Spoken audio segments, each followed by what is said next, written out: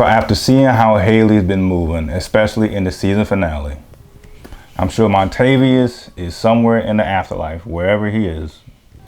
And he's just like, I told y'all niggas. I told y'all niggas. Y'all thought I was playing, but I told y'all.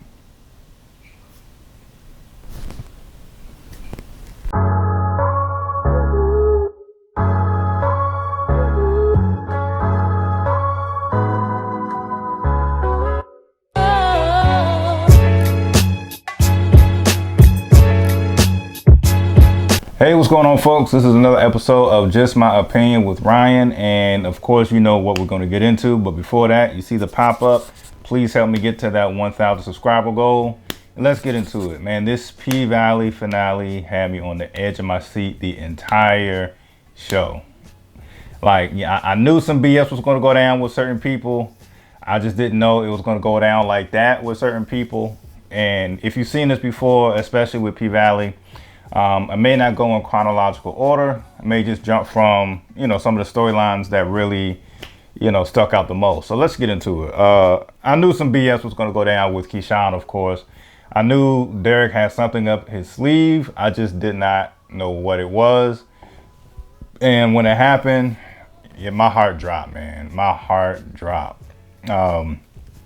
Everything was going to plan. You just get that whole build up about Keyshawn's escape plan, within like the last 3 or 4 episodes. You keep getting these, the build up about this escape plan that she has. Everything was going into motion. She got the fly car, it's full, full tank of gas. She got the money from the door, from the reopening. And then we see the trifling stepmother. My heart dropped. My heart dropped when she opened the door, trying to hit you with that fake politeness, that's just really getting under your skin. And she gave the kids back to Derek, man. That broke my heart, man. I was rooting for Keyshawn, and then the trifling stepmother had to get in the way. I blame the sister too. Like the sister, it's almost like the sister ain't have no damn say in the matter. Like, but yeah, so that my heart was jumping out of my chest. It was just so devastating. Then on top of that, you got, she goes back to Derek to see about her kids, and now she's getting hit with CPS. And so that, oh man, that especially triggered me because it reminded me of that Atlanta episode. You saw, you got this white woman accompanied by a white policeman. You got Derek out here trying to act all innocent. Well, you have police, but when it was a white family who was abusing the black kid, it was just the black CPS. But if you saw the episode, you know what I'm talking about. Yeah, that was triggering to watch. And so just that whole race card being played against Keyshawn, as if she's like this violent person, as frail and as small as she is. Oh man, damn it, man. So. Yeah, the Keyshawn storyline really jumped out to me the most, obviously. It's almost like you look back at it and you just like, you look back at the finale of season 1 and you just like, damn, if only you didn't have the gun on you, fam. Derek wouldn't have been, you wouldn't have went through all this. But, and of course, she's in jail and the only person that she goes to call is Diamond. And it's like, okay, we get it, man. Stop. You don't have to keep speaking in the fairy tale language. We understand. That's kind of getting on my nerves. Even though my heart was pouring out for Keyshawn. But I mean, granted, maybe she, that's her way of speaking in code, especially being that she's calling from jail. But even before jail, she was still speaking in code when it made, this whole fairy tale language. You just drop the fairy tale language. I understand possibly because of the jail. You calling from jail, asking for help. A certain type of help. I took it as if she wants Diamond to go ahead and, put Derek to sleep for good. And we saw how that turned out. I felt like Derek was about on his way to do that. He's opening his trunk. I guess, to me, it looked like he might have been preparing to do some things. And then here you go, out of nowhere, had no idea that Big Bone got hands. She got big hands and a knife to go in your ribs with those big hands. But yeah, so she put Derek down, which, I mean, not Derek. she put Diamond down, which surprised the hell out of me. And so for the way to end the finale with that storyline, I immediately was Googling like, yo, did season 3 get renewed yet? And at least as of, what's today's date? August 14th. At least in my immediate Google searches, I didn't see any confirmation for season 3. Stars will be a room full of idiots if they don't renew P-Valley. When I think of Stars, only 2 things come to mind. 50 Cent with all of his, Power Universe shows and stuff like that. And then a very close second is P-Valley. I think those are the 2 main shows that are like big contributors for Stars. You get rid of P-Valley, I think, that P-Valley fan base who may not be into Power and the Raising Kanan and the BMFs, they go away. So as I mentioned, as of August 14th, I didn't see any good news of it being renewed for 3rd season, but it should be only a matter of time because damn it, that was good. The way that ended, I'm looking forward to a season 3. And so the other storylines that really,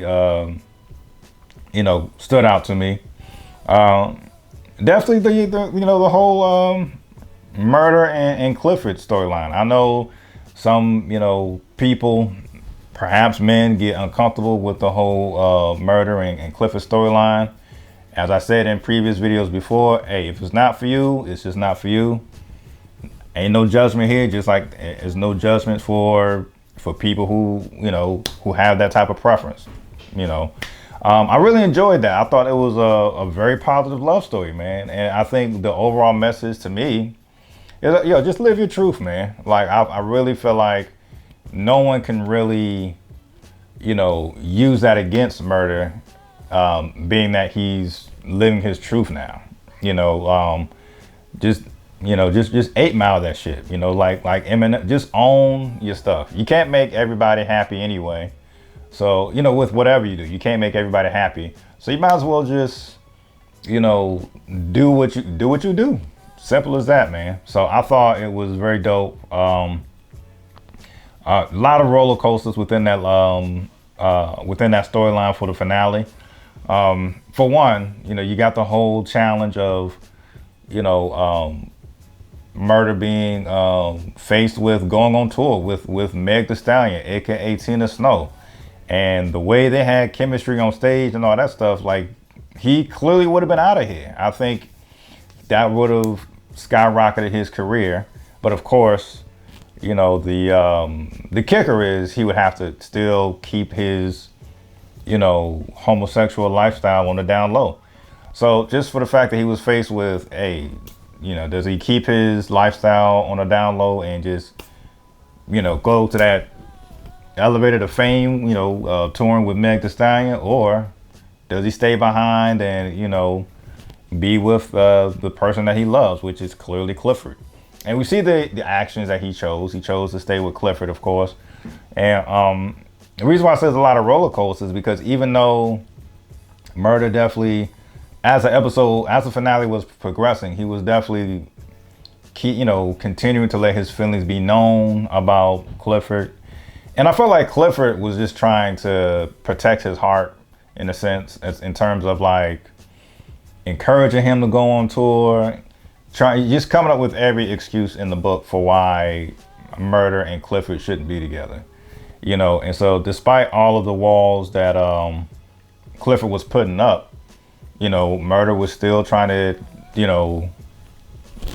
profess his love to Clifford, so I thought that was cool, man. Like I said, if that makes you uncomfortable, I don't know what to tell you. I thought it was just a cool, heartwarming storyline. I thought it was cool, man. So I really got that message. Just live your truth. So now, should there be a season 3? I wonder how that's gonna go, man. I really think that actually, is relevant to real life. Life imitates art. I mean, art imitates life or whatever. Because like you said, you got people like Isaiah Rashad, Tyler the Creator, Frank Ocean, hell, even Sam Smith, even though he's not black. You got so many, artists and, actors and whoever coming out, as homosexual or just being their true selves. And in my opinion, maybe I'm wrong, for the most part, people are accepting of it. I feel like, just being a hip hop head, I think Tyler the Creator is one of the best rappers out right now. And, he came out, like 5 years ago or however long ago he came out. And I don't give a damn. He came out with that DJ Drama collaboration tape or whatever just last year. I bumped that thing all the way through because I like Tyler the Creator as a rapper. So hopefully maybe that could be like kind of a positive twist with the Uncle Murder. Hopefully that could be a positive twist for Little Murder. That perhaps his fan base would be accepting of him coming out. So we'll see. But as I mentioned, just putting that in real life perspective, there's been plenty of artists who came out and their career has not taken a hit. Granted, we're talking about, Chuck Lisa, or we're talking about the South. I don't know how accepting certain places in the South would be to someone like a Lil Murder coming out as homosexual. So that'll be an interesting storyline. Another storyline that I felt like was on a positive note was Mercedes. I really thought the Mercedes storyline was just a great icing on the cake. I felt like she walked away into the sunset. She walked into the sunset, retired from the paint. I'm sure she'll be back for season 3, but the way it's going, I think 95% in the clear.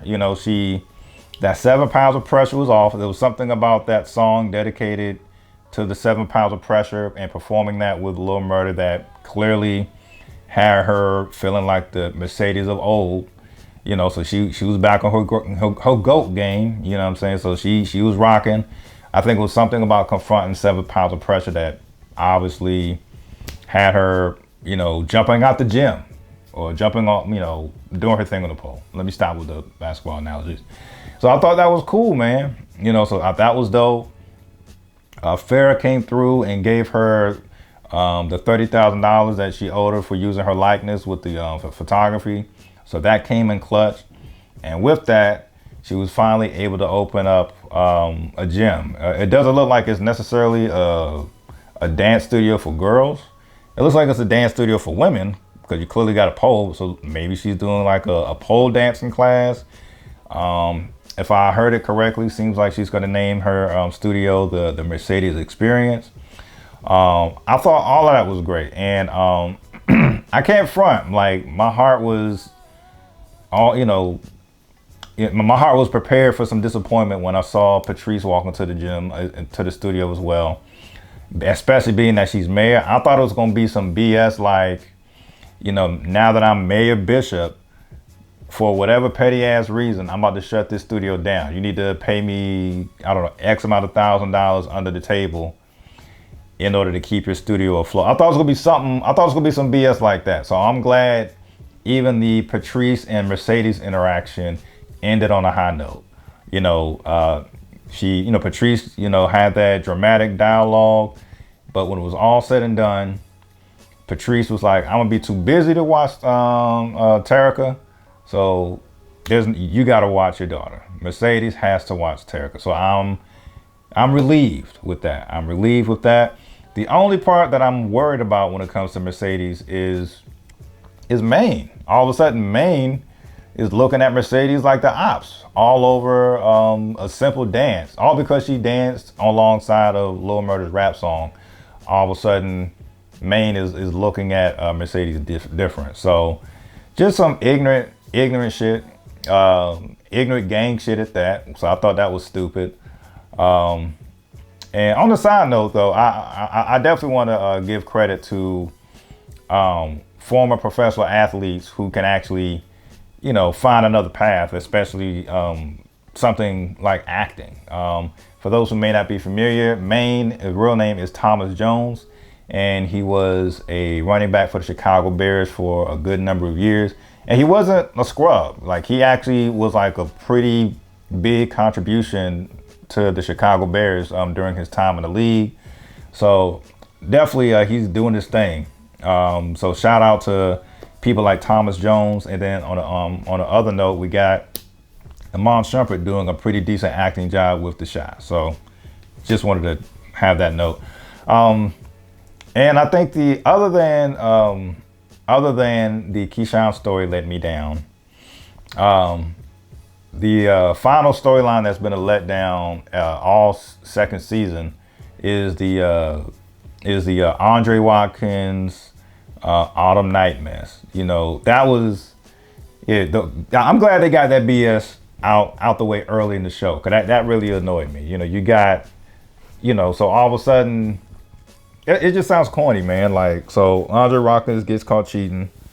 You know, his wife is there, and his wife is like all of a sudden staying behind, you know, living with Andre Watkins as if they might work it out. That just seemed like just some toxic mess. Like, it's just clear signs on the wall that they both shouldn't be together. You know, no matter who started it first, y'all both out here cheating. Yeah, y'all still trying to move in. It just didn't make sense to me personally.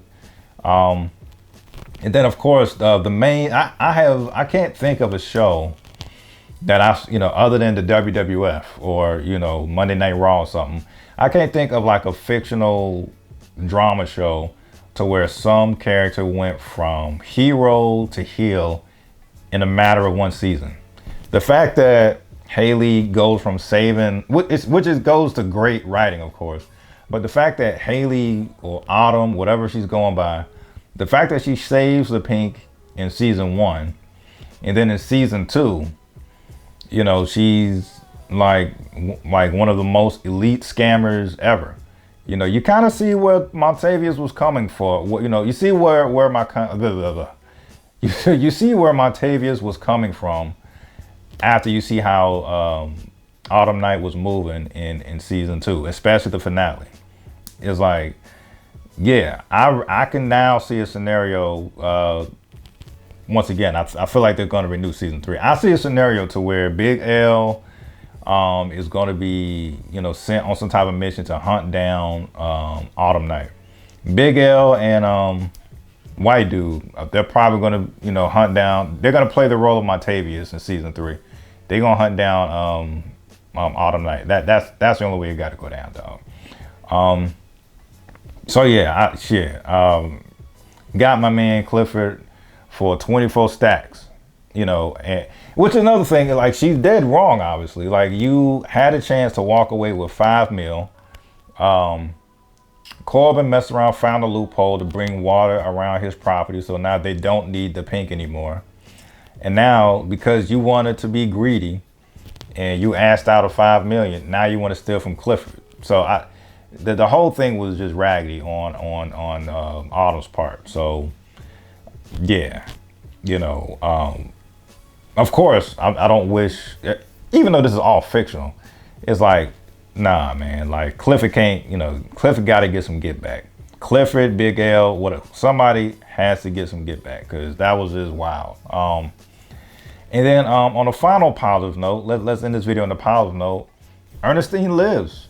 I was happy to hear the news that Ernestine lives. Ernestine wanted to throw that party in the first place.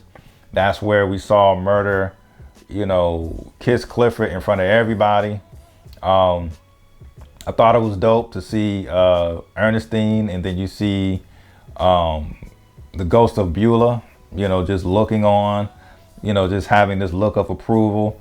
That was cool, man. So yes, Ernestine lives.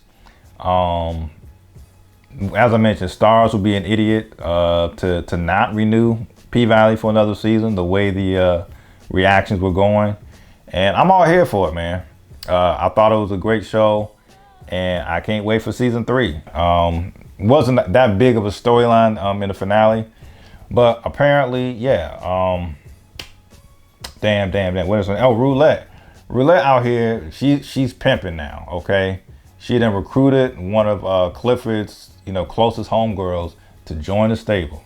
So we got Roulette, Whispers, what's named Toya, the one who be sneezing a lot, and I forget the other girl's name, but now she got, you know, one of Clifford's homegirls on the team as well. So she got quite the stable, man. So it's wild. So who knows? Maybe her stable gets bigger as season 3, you know, progresses.